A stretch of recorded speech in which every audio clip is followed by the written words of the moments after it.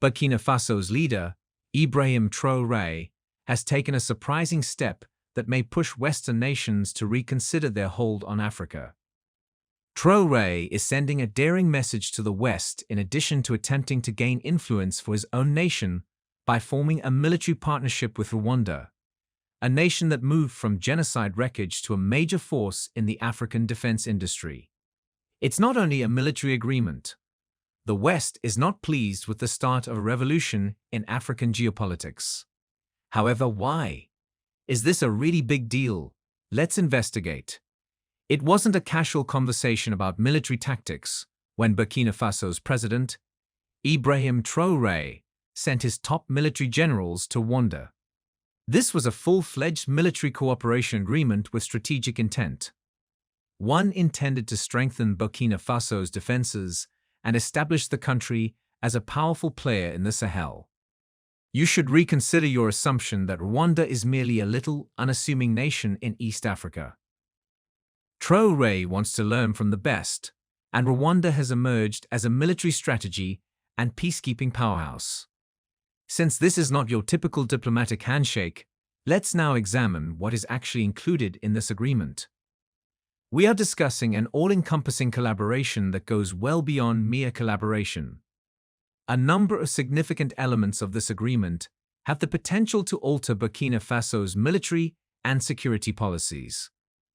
A mutual defense pact is at the heart of the arrangement. In the event of internal or external challenges, this agreement guarantees that Rwanda and Burkina Faso will support one another.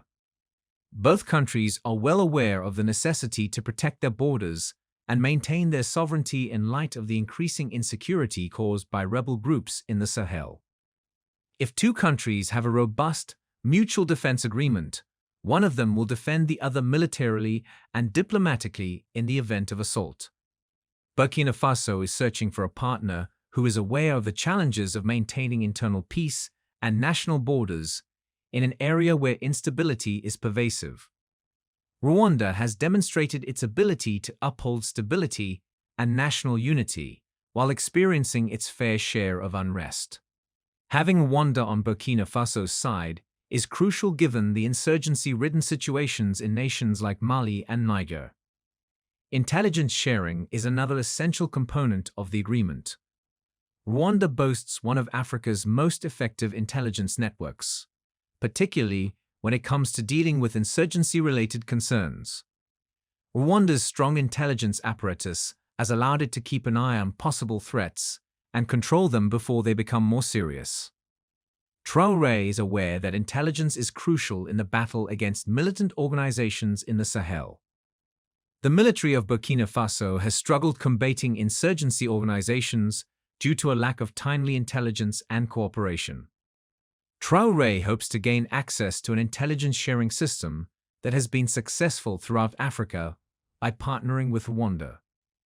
Rwanda, for instance, has played a crucial part in peacekeeping efforts in the Central African Republic, CAR. Among other things, Rwanda has contributed early warnings and counterinsurgency tactics. Burkina Faso's fight against the rebels in its eastern and northern territories may depend heavily on this intelligence architecture.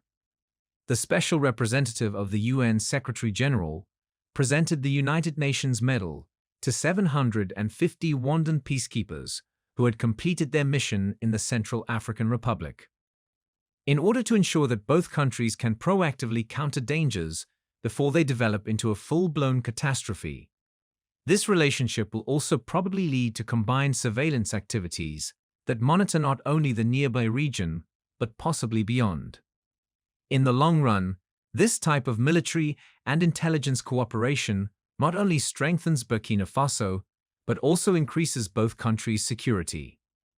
Add your voice to the total liberation of Africa by leaving a comment in the comments section below. Do not forget to like and subscribe for more informative videos like this one. Let's proceed. We're not only talking about simple routines like marching in line when we talk about training. No, we're referring to highly skilled military training programs that encompass everything from crisis management to counterinsurgency operations.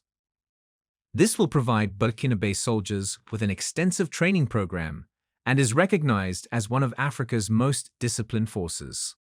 Furthermore, Rwanda provides crucial lessons in military cohesiveness, civilian protection, and peace-building through its leadership in military peacekeeping missions, such as its important participation in Mozambique's attempts to combat Islamist extremists in Cabo Delgado. Burkina Faso, led by Traore, requires more than a military ally. In contemporary military operations, it requires a mentor, and Rwanda is just that. The military of Burkina Faso will have access to Rwandan military installations, allowing them to practice in scenarios and settings that are comparable to the security issues they encounter in the Sahel. These aren't only practice areas. The military chiefs of Burkina Faso will get experience in high-stress, high-risk scenarios in these tried and true combat zones. This is where things become even more intriguing. Long-term peace-building is just as important to Rwanda's military as fighting wars. Rwanda has become one of Africa's most stable nations after decades of internal strife, genocide, and war split the continent apart. This is due to its capacity to include peace-building into its defensive plans, as well as its military prowess. It's a comprehensive strategy that blends military might with community involvement, rapprochement, and restoring public confidence. The structure Traoré wants to establish in Burkina Faso is precisely this one. Rwanda's experience in post-conflict stabilization may be crucial to not only winning wars, but also long-term reconstruction, as insurgencies threaten to rip apart the nation's social fabric. This agreement aims to ensure that Burkina Faso can start the difficult process of rebuilding its communities when the violence has stopped, not only to demonstrate military strength, establishing enduring peace and cultivating confidence between the people and the government. Rwanda's strategy, which blends military might with community engagement and political change, may provide Burkina Faso with a model for stabilizing insurgency-ravaged areas. Rwanda has demonstrated that peace cannot be ensured by military force alone. It calls for a multi-pronged strategy that incorporates long-term stability, citizen involvement, and political solutions. There is more to this agreement than military collaboration. The goal is for two African countries who wish to shape their own futures to establish a long-term strategic alliance. Both nations are aware of the risks associated with depending on outside forces, particularly in light of the West's long history of meddling in African affairs. Making their nations safer is not the only goal of Traoré and Kagame. They want the world to understand that Africa can rise without the consent of the West. Both countries have personal experience of being caught in the crossfire of international power conflicts. However, this collaboration marks a change in Africa's future approach to development and security. African countries will no longer passively let outside forces determine their destiny. Rwanda and Burkina Faso are taking charge of their own destiny with this agreement. Additionally, they are working together. And what if Africa banded together for defense and took control of its own destiny? Imagine a situation in which countries such as Burkina Faso and Rwanda put aside their differences and work together to create a single military alliance on a continental level. It's not such a crazy concept, as both nations are currently making progress in their military collaboration. What might this look like then? What would happen if all of Africa made the decision to fortify its military unity and resist outside pressures? Above all, self-reliance would be the most evident advantage of an African defense union. The continent has historically relied on outside forces for military assistance and training, including the West and past colonial overlords. But consider the facts. How often have Western nations put their own interests ahead of the stability and security of Africa? A bad taste has been left throughout the continent by the recent history of foreign interventions, which are frequently driven by geopolitical goals or resource exploitation. It might be the start of a trend where Africa stops requesting permission to protect itself if countries like Rwanda and Burkina Faso take the lead in the push for independence. Paul Kagame's Rwanda has shown how a nation may emerge from war's ashes and emerge as a major force in both military and peacekeeping missions. Under Ibrahim Traoré, Burkina Faso is now dealing with security issues, but has demonstrated a readiness to resist outside pressure, especially in the Sahel region. Without depending on military support from the West, both countries are already taking action to safeguard their sovereignty. If other African countries did the same, the end result might be a militarily cohesive continent that is able to handle its own security requirements and is no longer susceptible to outside interference in its domestic affairs. Instability is nothing new to Africa. The continent has experienced numerous dangers, ranging from interstate conflicts and political instability to insurgencies. However, these problems are not unique. These challenges are pan-African. From West Africa to the Horn of Africa, insurgent groups and their affiliates are still causing instability. These shared risks would be better addressed by a unified defense force that could collaborate with neighboring nations and operate across borders. Conflicts involving transnational insurgency, human trafficking, and insurgencies might be quickly resolved by a unified African military force, allowing for a continent-wide strategy for peacekeeping and counterinsurgency. Africa would have its own quickly deployable defense force that could stop insurgencies from spreading and stabilize unstable regimes without having to wait for outside military forces to intervene. Africa is not an exception to the common belief that security is the foundation of economic growth.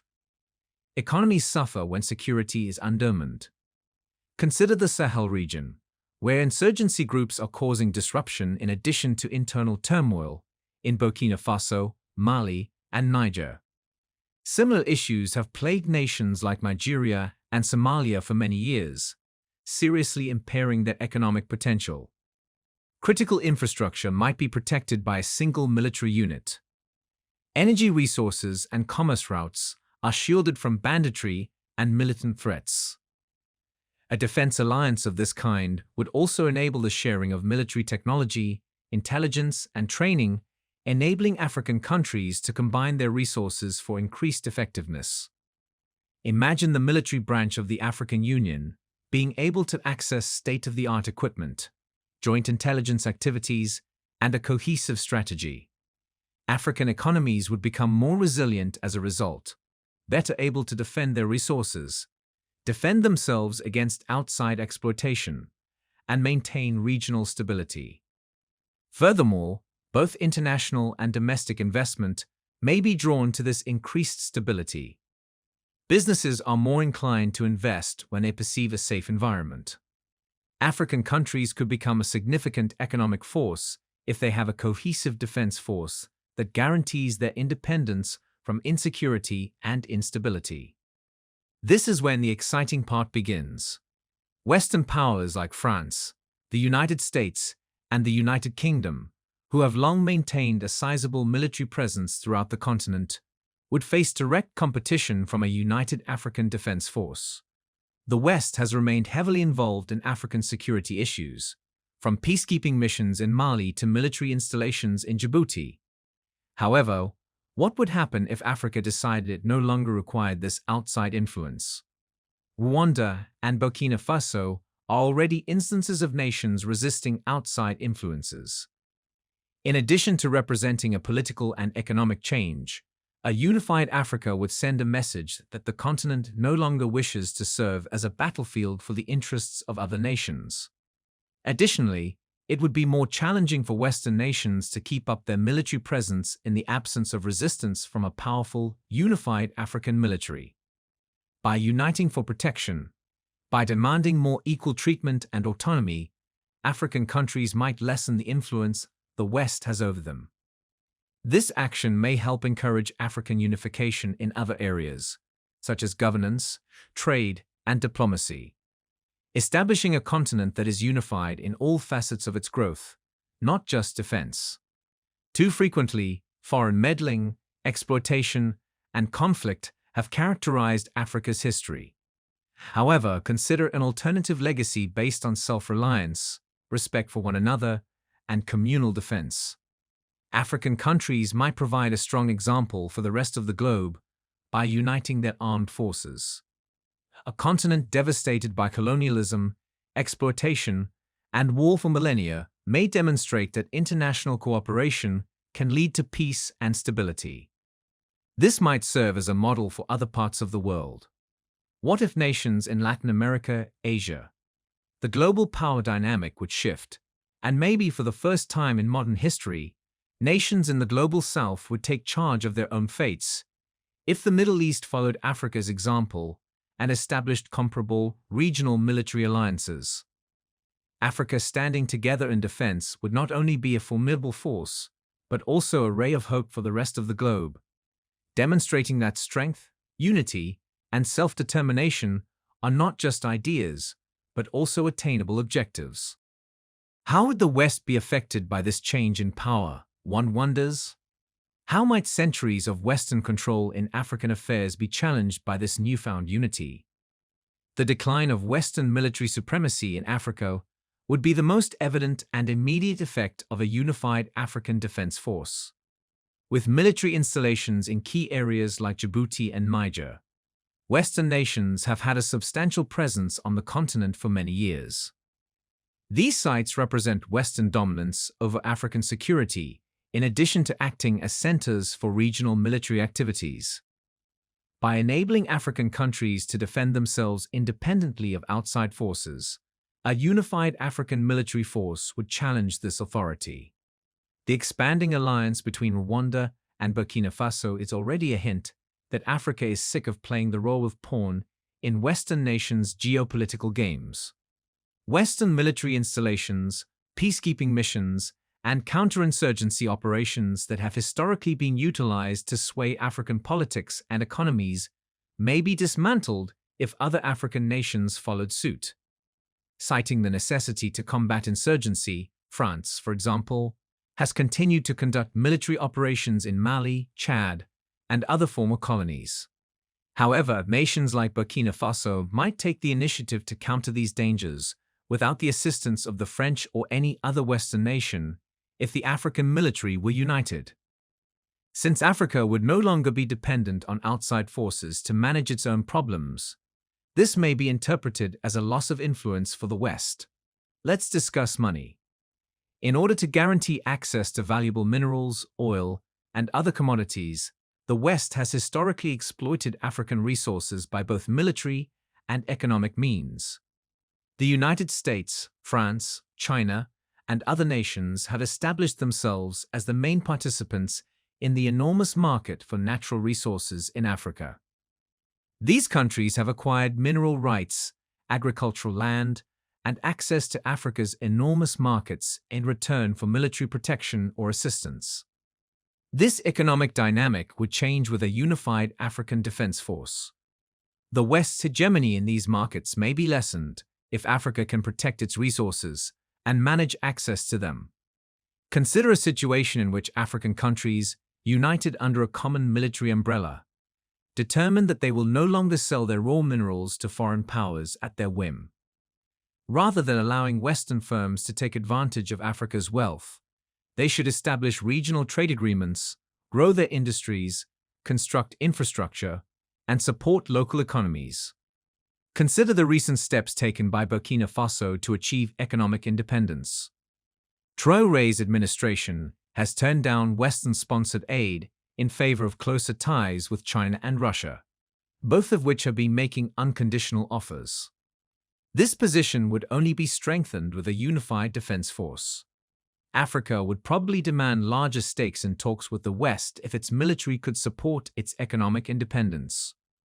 Western economies would have to make a difficult decision, especially those that rely on African resources. Either adjust to this new, independent Africa or risk being shut out completely. African politics have always been influenced by the West, employing financial, political, and military means to influence governments that support its objectives. This impact lessens when African countries are able to defend their borders and sovereignty with a single cohesive military force. Take Burkina Faso's recent break with France as an example. Following the overthrow of pro-Western governments in Mali and Burkina Faso by military coups. Both nations have sided with Russia, requesting political and military assistance in return for resources and strategic alliances. For instance, France is no longer the undisputed military leader in these nations. However, the enduring dominance of France in former colonies would be severely weakened by the entrance of a larger, unified African armed force.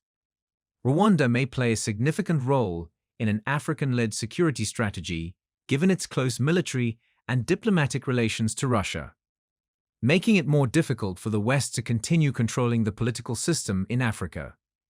This change may cause additional African countries to follow Burkina Faso's lead and reject political regimes supported by the West in favor of a more autonomous, pan-African style of government. If given a powerful, cohesive military force, the African Union may start to resolve disputes without the help of Western nations, thereby reducing the influence of the West on the political future of African countries. For a long time, the West has employed foreign aid as a control mechanism, which ultimately creates a dependency circle. African countries have frequently been forced to accept Western-friendly policies in exchange for aid, whether through World Bank or IMF-imposed economic plans or military actions that safeguard Western access to African resources. However, Africa could start to break free from this reliance if its defense forces were united. The backup force from Africa. The idea of a pan-African military force might be fully implemented as an operational force with the ability to handle emergencies without help from the West. Instead of waiting for the West to step in, the continent might start organizing its forces and taking control of conflicts like those in Somalia, Mali, or the Central African Republic. This would be a loss of leverage for the West. African countries would no longer require military operations supported by the West if they could work together to address their security issues.